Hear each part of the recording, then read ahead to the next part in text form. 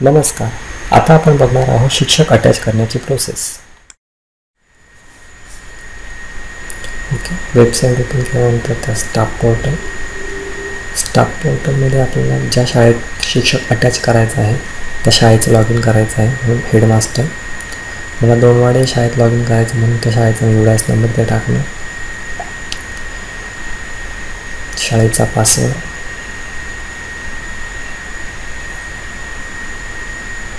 आणि दिलेला captcha code.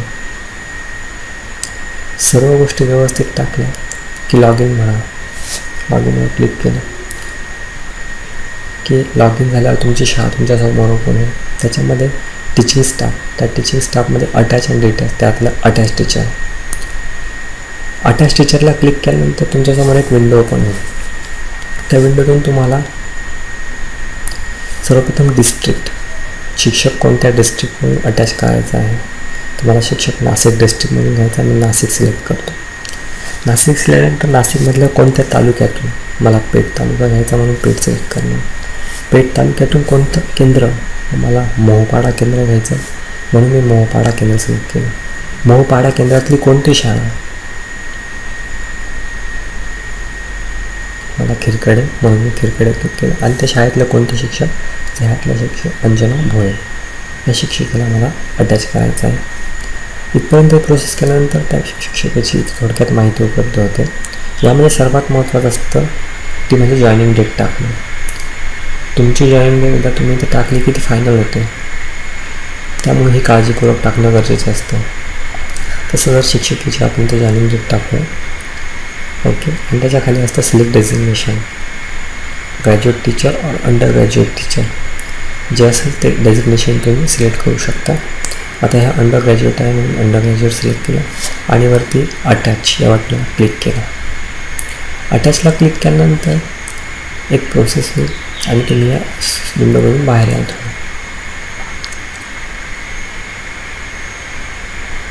Okay, आता शिक्षक अटॅच झाला, परंतु शिक्षकाचा डाटा आहे तो अटॅच व्हायचा बाकी.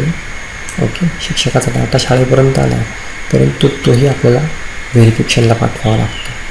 म्हणून आता काय करायचं, आपल्याला teaching staff, non teaching staff आणि फॉरवर्ड, या फॉरवर्ड डाटामध्ये फॉरवर्ड अटॅच डाटा याला क्लिक करायचं. याला क्लिक केल्यानंतर काय होईल, जो शिक्षक आपण अटॅचसाठी प्रोसेसला टाकला आहे म्हणजे अंजना भोये, आणि ते फॉरवर्ड क्लस्टरला क्लिक केलं, चेकबॉक्सला ते वरती फॉरवर्ड म्हणा. याच्यामुळे सुद्धा शिक्षकाची माहिती आणि शिक्षकाचं नाव दोन्हीही क्रिया BO व्हेरिफिकेशनसाठी जातात. जर आपण फक्त एकच प्रोसेस केली आणि डाटा फॉरवर्ड केला नाही तर BO व्हेरिफिकेशनसाठी शिक्षकाचं नाव जात नाही. त्यामुळे दोन्ही क्रिया करणं गरजेचं असतं. ओके, तर आता ही क्रिया झाली. ओके, आता शाळेतून शिक्षक आणि शिक्षकाचा डाटा दोन्ही गोष्टी व्हेरिफिकेशनसाठी BO लेवलला गेल्या आहेत. आता आपण BO लॉग इनला कुठली प्रोसेस होते ते बघूया.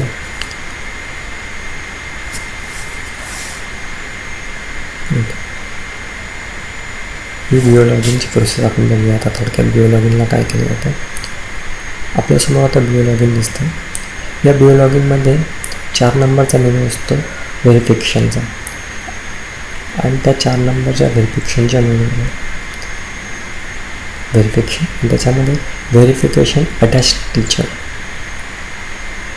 याला क्लिक केलं की तुमच्यासमोर एक विंडो ओपन होते. त्या विंडोमधून तुम्हाला कोणत्या शाळेचा शिक्षक आहे, तर आपण सध्या दोनवाडे शाळा सिलेक्ट केली म्हणून दोनवाडे शाळेचं नाव इथे तुम्हाला दिसेल. त्याला क्लिक करा.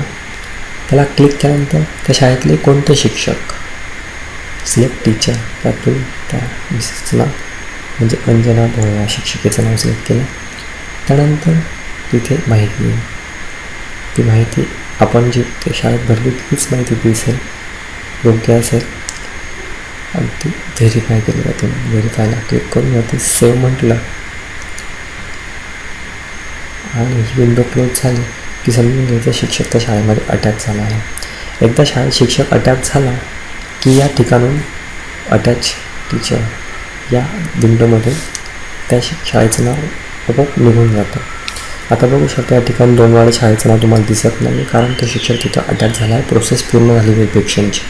अशा प्रकारे आपण एखाद्या शाळेमध्ये शिक्षक अटॅच करू शकतो. आता बघू शकतो टीचिंग स्टाफ, टीचिंग डिटेल्स.